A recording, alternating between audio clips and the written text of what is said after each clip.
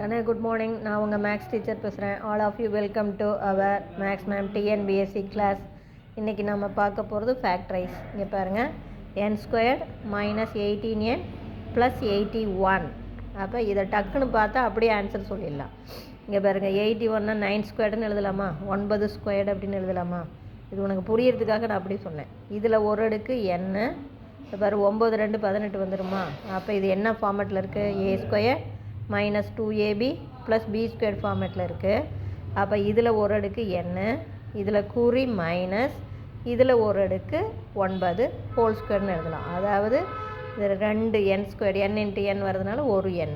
இதில் குறி மட்டும்தான் எடுத்துக்கணும், நீ வேறு எதுவுமே இது பண்ணக்கூடாது. அப்போ இதில் குறி, அப்போ இதில் ஒரு அடுக்கு n, இதில் குறி மைனஸு, இதில் ஒரு அடுக்கு 9.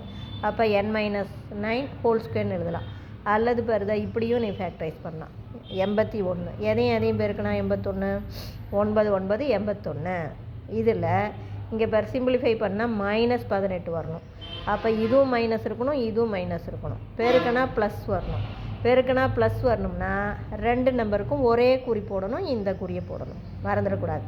பெருக்குனா ப்ளஸ் வரணும்னா இதுங்க ப்ளஸ்ஸாக இருந்தால் இந்த குறியை 2 நம்பருக்கும் போடணும்.